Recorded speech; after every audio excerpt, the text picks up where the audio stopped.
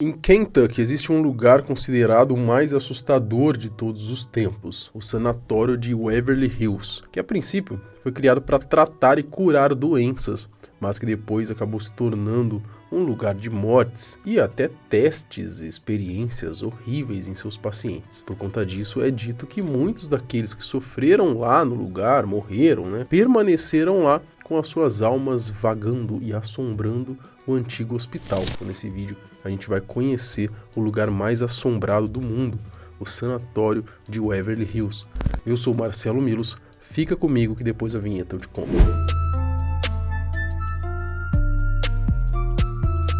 Antes, um recado do nosso patrocinador. A Blaze é um site para maiores de 18 anos apenas, então se você tiver menos de 18, pula esse anúncio para a minutagem que vai aparecer aqui na tela. Lá você pode jogar diversos jogos para se divertir, se entreter e, de quebra, ganhar uma graninha aí em alguns dos jogos, Mas lembrando que você pode tanto ganhar como perder também. Então não use o dinheiro que vai te fazer falta. Coloque apenas o que você separou para se divertir, Tenha responsabilidade. Bom, na Blaze tem vários jogos, O Crash, o Double, o Mines. E tem um jogo que a gente vai jogar hoje, que é o Double. Galera, o game que a gente vai jogar é o Double. É muito simples de entender, tá? Uma roleta com 3 cores, tem o cinza, o vermelho e o branco. Você escolhe a princípio uma cor, coloca o valor e gira a roleta, tá? E aí o seu valor multiplica aí de acordo se você acertar na cor, Então o vermelho e o cinza é em 2x e o branco em 14x. A gente tá com uma banca aqui de 20.200, eu vou colocar 3.000 e vou escolher o vermelho para começar, Agora é só esperar.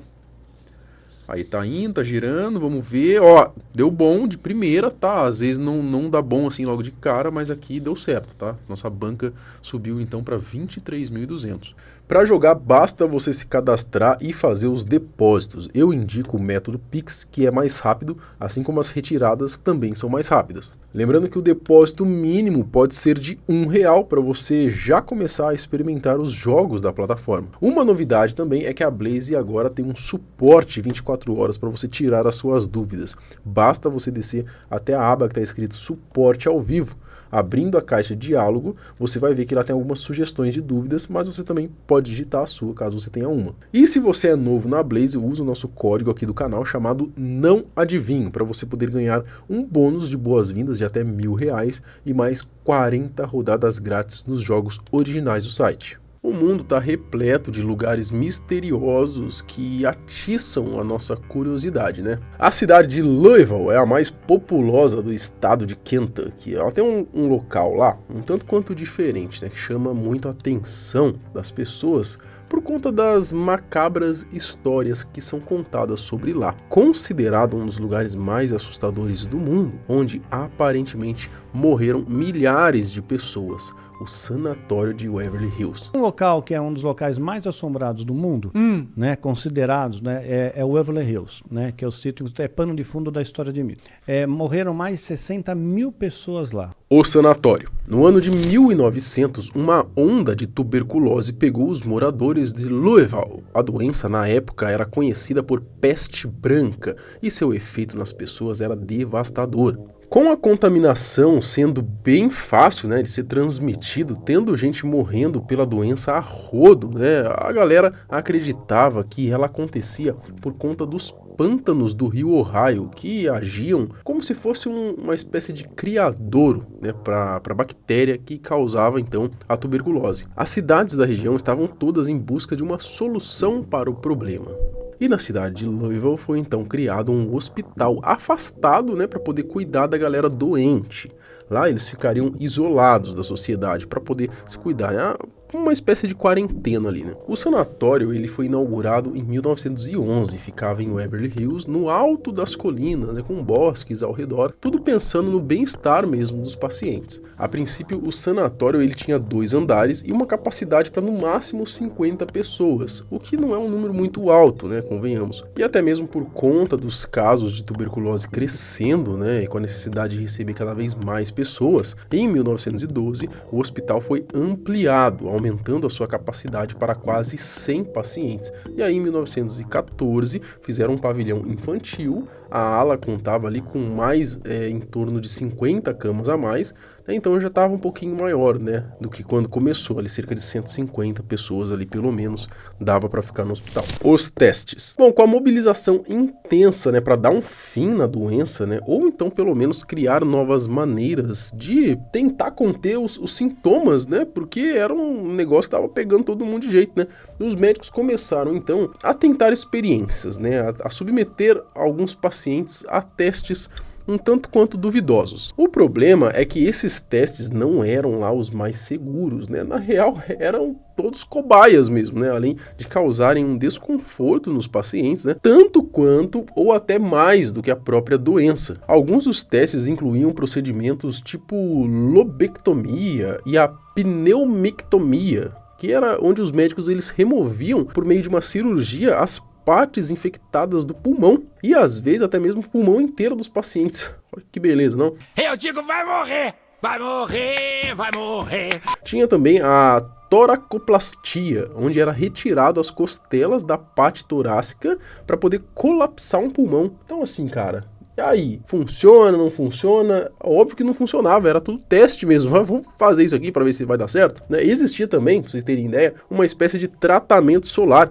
que na teoria dizia ali que se um paciente ele ficasse no sol, exposto ao sol por bastante tempo, isso ajudaria a matar a bactéria, né, que causava a tuberculose. E algumas vezes os médicos também inseriam um balão nos pulmões dos pacientes e enchiam de ar para poder ajudar na respiração. Bom, cara, você já agradeceu a Alexander Fleming por ter descoberto os antibióticos? Muito obrigado. Bom, todos esses tratamentos eram testes e teorias, né, que na verdade nem mostraram ali fazer efeito mesmo, já que muita gente acabou morrendo, né? Alguns aí por conta da doença mesmo, porque não funcionou o teste, e outros por conta do próprio teste. Além disso, dizem que houve outros testes também estranhos, bizarros, que nem foram documentados. O túnel e as histórias sombrias. Era fato que nessa época estava morrendo muita gente, mas e os corpos das pessoas que não sobreviviam a toda essa situação? O que eles faziam? Dizem que todo dia morria pelo menos uma pessoa lá no sanatório. E para facilitar a vida de quem trabalhava por lá, construíram então uma rampa, conhecido como Túnel da Morte. Ela era usada de noite para transportar os cadáveres. Existia uma ferrovia que ia diretamente para trás do sanatório.